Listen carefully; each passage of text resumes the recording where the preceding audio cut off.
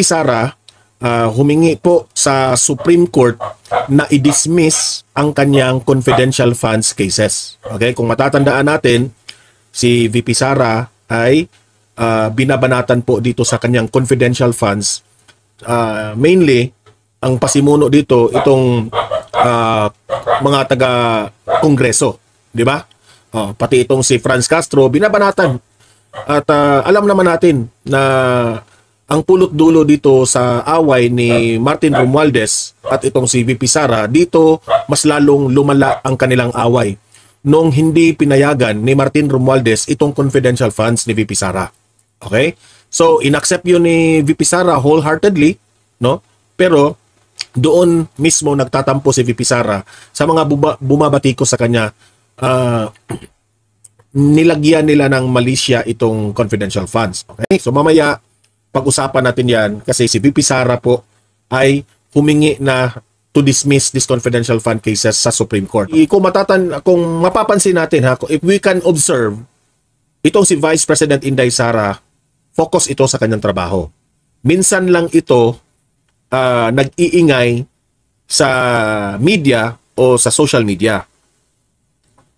Pero kung mag-iingay naman, may punto, di ba? Pero ngayon, itong kay VP Sara, marami na namang magagalit dito, okay? Marami na namang magagalit na yung mga VP Sara resign movement. Magagalit na naman sila dito. Alam niyo ba kung bakit? Kasi itong si VP Sara, humingi po sa Supreme Court na ipa-dismiss yung confidential funds cases. Okay? Ito yung balita ha. Iko-comment natin after. Kasi kailangan kong magpakita ng katibayan, ebidensya para alam nyo na hindi ito peke. Okay? Pasok. Vice President Sara Duterte asked the Supreme Court to dismiss all the petitions questioning the constitutionality of the 2022 confidential funds of her office. In a consolidated comment submitted by her lawyer, VP Sara responded to the 3 petitions against the transfer of 125 billion pesos confidential funds to the OVP. VP Sara argued it has no justiciable controversy or actual case for the court to exercise its judicial powers. There was allegedly no adverse injury on the part na naman ito ng confidential funds. Para sa akin, opinion ko dyan, may right si VP Sara na humingi ng dismissal ng mga kasong ito tungkol sa confidential funds. Unang-una, bakit si VP Sara lang ang kanilang inireklamo tungkol dito sa confidential funds na ito na itina-transfer from the President to the Vice President, diba? Yun naman yung diba, issue na yan. Bakit hindi nila kino-question si Presidente Bongbong Marcos? Ito pa kasi yung time na wala pang mga girian, okay pa ang lahat, di ba? Bakit si PBBM talaga tumutulong dito kay VP Sara at that time? Okay? So, yan ang unang rason. VP Sara has the right to ask the dismissal of this kasi mismo ang presidente involved dito. Unity man kaya, di ba? Involved ito sa planong ito ng confidential funds ni VP Sara kasama si PBBM. Kasi at that time, suportado ni PBBM itong si VP Sara. At the same time, alam ni PBBM na itong confidential funds na ito ay makakatulong sa mga programa at mga ginagawang events ni VP Sara. As simple as that. Okay? So involved ang presidente dito. That's why VP Sara has the right na ipapatanggal niya itong confidential funds cases na ito ng Supreme Court. At isa pa sa mga dahilan na bakit may right ang pagpapatanggal dito sa mga kasong ito, it's because mismo ang COA,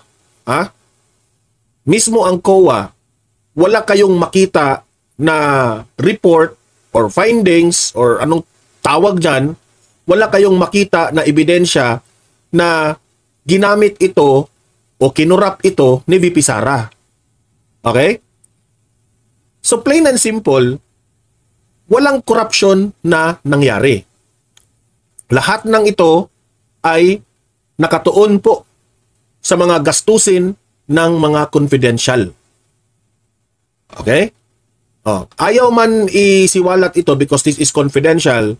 VP Sara is ang purpose ng confidential funds na ito is para mapabilis ang mga dapat mangyari.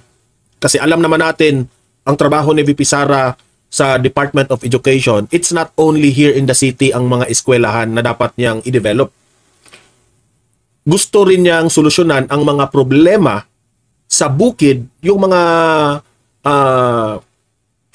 let's take for example, meron tayong mga kababayan sa bukid na mahirap mag-aral dahil nga they are under sa mga hawak sila sa kalaban ng gobyerno. Alam naman natin, I don't want to mention their names.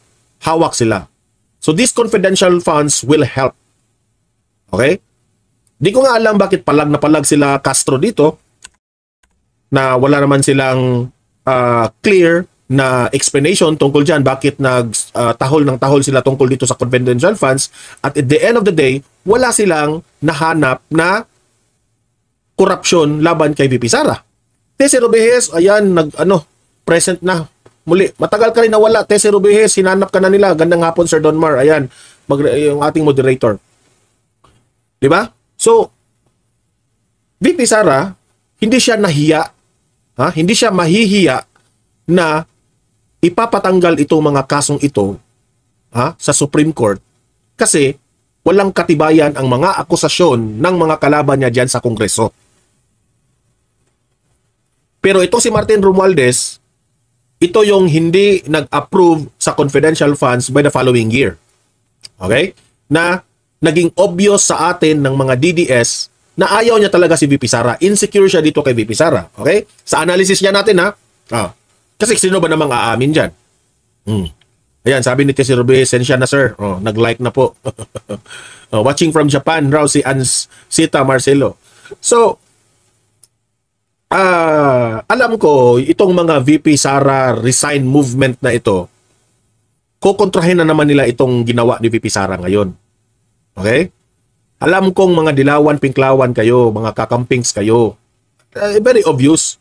Kasi sigaw na sigaw kayo sa rally nyo, tapos babanggitin nyo pa na ang gusto nyong ipalit ni VP Sara kung papayag raw si PBBM ay si Leni Robredo. Kayo. Ang tanong ko sa inyo, papayag ba kayo na si Leni Robredo ang ipapalit kay VP Sara? Siyempre naman hindi. Ano ba ang nagawa ni VP Sara nung time siya ay Vice President? Ang nagawa lang niya, lagi lang niya kinukontra ang tatay ni VP Sara. Yun lang. Yung kanyang programa, yung kanyang mga sponsor, diba? Yun lang lamang lagi niyang sabi, diba? Mga donations na ibinigay sa kanya tapos ibibigay niya itutulong niya sa taong bayan, hindi naman yun masyadong malawak ang naabot ng kanyang tulong. Diba? Hindi ka ganong impact yun. Kasi kung impactful yung kanyang ginagawa at that time nung vice presidente siya, dapat nanalo siya. Hindi naman nanalo siya. So meaning to say, kulang yun ang mga ginagawa ni VP Sara. Okay? Kulang yun. So, kung yun ang yun ang system ninyo na ipapalit ni VP Sara ay si Leni Lugaw, hindi kayo magkaiba sa pinklawan.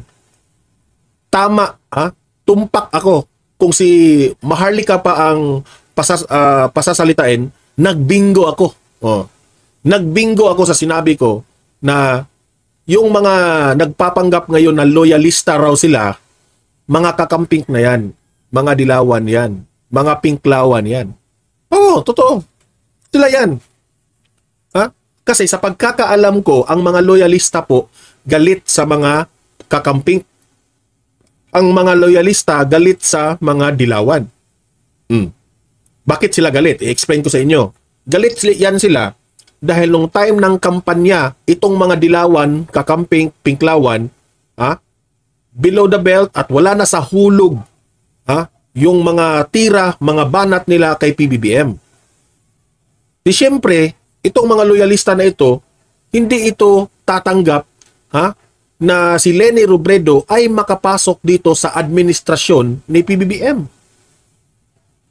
Pero ngayon, makikita mo, nagtitipon-tipon na raw sila, mga loyalista, na, sinasabi nila ang kanilang sarili, loyalista sila, pero pinupuri sila ni Robredo. Ano ba yan? Ano ba yan? Yes, mga pinkles yan. Tulumaros Cos 20, Aracos 20. Pinkles na pala ang tawag dyan, Sir Tulamar. Mabuhay kayo always. Takada cha. Ayan, hindi ko mabasa yung pangalan mo. Ano ba yan? Korean o Japanese? Hindi ko, I'm not so, So, wala na. Papalag na naman sila dito sa hinihingi ni VP Sara. Okay? So, ating babantayan yan this week ha. Ngayong week na ito. Dahil nga dito sa galaw ni VP Sara, requesting for a dismissal sa kanyang confidential fund cases. Tatlo ito eh. Ha? There is a big possibility na ma-dismiss ito. Malaki talaga kasi wala naman silang ebidensya. Wala silang ika-reason na itong mga confidential funds na ito